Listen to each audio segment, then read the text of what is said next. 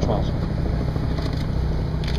I thank the governor for allowing the football coach to travel along. I really didn't understand exactly what I was seeing, and I think a lot of us need information, and I think that really benefited me.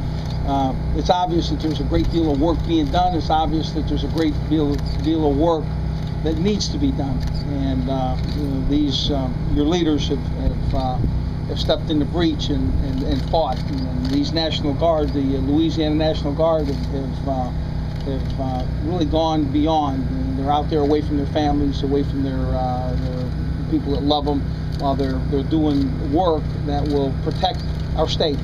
And I've heard conversation, and it's fun for me to be a part of what is something getting done.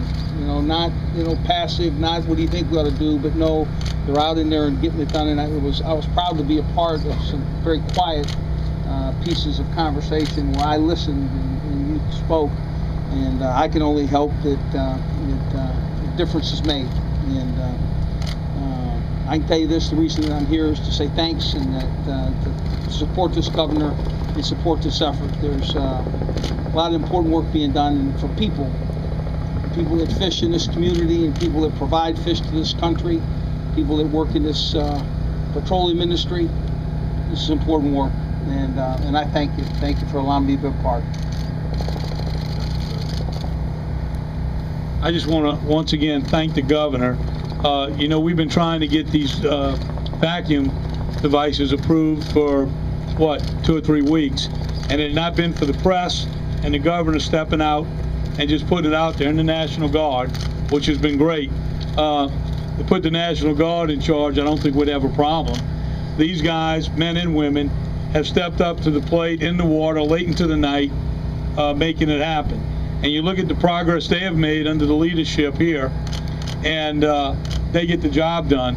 But once again, Governor, I want to thank you for being up front, not waiting for approval and getting it done. And it looks like as we go forward, that's the only way we're going to get things approved, is to embarrass them into doing the right thing. And Coach, a lot of people called, and just the fact that you're here on the ground in Plaquemines Parish, we've got a lot of football fans, a lot of LSU fans. It means a lot to the citizens here today, the fact that you cared enough out of your schedule to come down to South Plaquemines and show your support.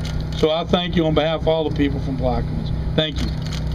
We'll take questions. Let me just say one quick thing. We had literally a fan, his brother was telling us, he was here when we left to go on the boat tour.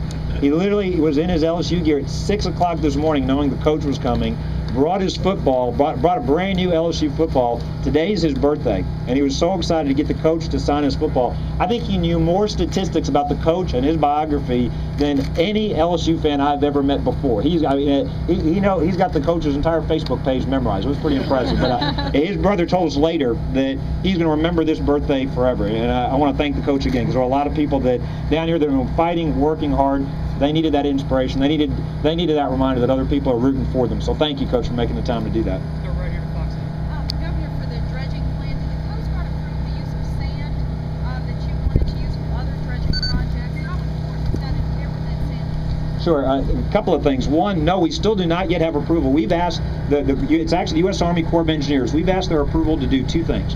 One is to borrow sand closer to the destination sites with a commitment that we would replace it within 3 weeks. And with that approval, that would speed up this process dramatically. Now again, the Corps has to issue that approval. They get comments from other federal agencies. We do not have permission to do that yet. We've been asking for that. The second thing we've asked them to do is that when they do their navigational dredging, what they do is with their spoils, they'll get dropped off. They'll go beyond Paso Lutra and drop that out so far out to sea that it doesn't do any good.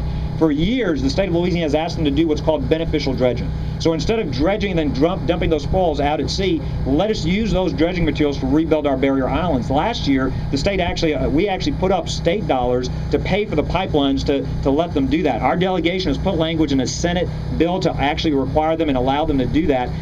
with one hand, we're spending money to dredge and then we're dumping those spoils out to sea. With the other hand, our federal government is then spending other money to go dredge new materials to build these islands. It makes no sense. They've yet to approve our request to do that. We've still got a pending request. Our delegation is also working on a legislative fix as well. And the reason that's so important to us is it would be more cost effective, it would be more timely. We've not gotten permission to do either of those things. Both of those are requests to the Corps, U.S. Army Corps of Engineers. On the first, they do have to get input from others as well. On the conference call of the White House yesterday, Governor Haley Barbour of Mississippi joined in with us and pointed out that beneficial dredging would benefit the state of Mississippi as well. They've got some barrier islands they're rebuilding after Katrina. It has nothing to do with the oil spill, but they also have U.S. Army Corps dredging for navigational purposes. They also believe it would be beneficial, even apart from this oil spill, for them to do what's called beneficial dredging. Instead of dumping the spoils out at sea, actually use them on barrier island projects that are underway anyway. So both of those are pending requests that would speed up this work dramatically. We think that'd also be much more cost effective.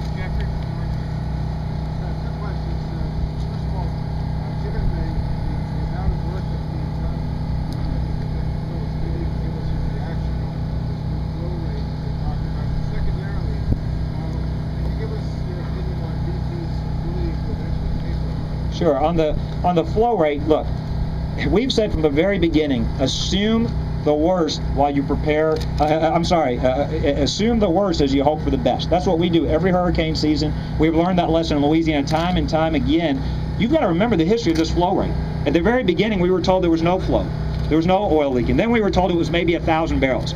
Then we were told maybe it was 5,000 barrels. Then we were told, well, maybe it's 12 to 19,000 barrels. Now we're told maybe it's 20 to 40,000 barrels, with the chance it could be 20% more than that because they've cut the riser. And the reality is this, a couple of things. One, they should absolutely make the data, the images available to not only the world's and the country's best scientists and engineers, but also the American people. There's been a pattern here from the very beginning. They've not made the data available. They've not made the components of the subsea dispersants available. They've not allowed folks to have easy access to the images of oiled wildlife or marshlands or the coastline. And the reality is this coastline doesn't belong to BP. It doesn't belong to me. It belongs to the people of Louisiana. It belongs to the people of America. They've got a right to see what's happening out there, and they shouldn't be afraid of sharing these images and the data with the best scientists, the best engineers. Some of the ideas being deployed right here in Louisiana didn't come from BP, didn't come from the Coast Guard. The reality is Billy had to fight to get approval for his jackup barges to deploy that boom more effectively.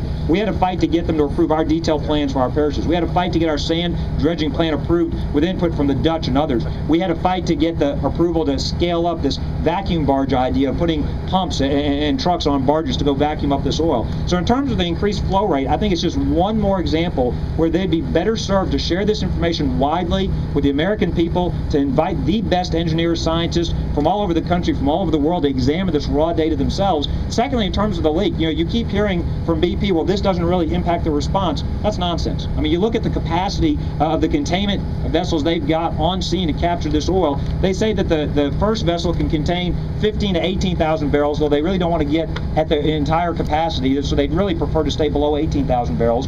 By Monday, they hope, by early next week, they hope to be able to burn or capture another 10,000 barrels. But it's not going to be, I asked the question, how much oil continues to leak out? And what are they going to do about that remaining oil? And how much oil is already out there that has been leaked out into the water from the very beginning? How much oil remains in the water after all of their efforts to contain, burn, skim, and remove this oil? And what they basically said is that BP says it will be, what they have told us is, it'll be, the earliest will be the end of this month before they'll have additional capacity on scene to be able to capture the increased flow rate that they now estimate is coming out of the pipe. It won't be until the end of this month before they'll have additional capacity beyond the additional 10,000 barrels that's there Monday. So I think it is absolutely critical that they understand what they're dealing with, and I think it's absolutely critical that they're honest with the people of Louisiana and of this country in terms of how much oil is out there. The increased flow rate shows us. It simply shows us what we've been saying from the first day, which is we're going to be dealing with multiple waves of oil, that we know that we're going to be dealing with this as a marathon, not as a sprint, and that we know that for us this isn't one continuous sheet of oil, and that's why this is a war, and we've got to do everything we can. We've got to intensify this fight, do everything we can to fight this oil off of our shoreline. That's why these airdrops are so important. That's why you see 8 helicopters continuously running. They're not stopping. They're coming back, reloading these sandbags, going out as quickly as they can. That's why it's so important we do everything we can to fight this oil off of our coastline.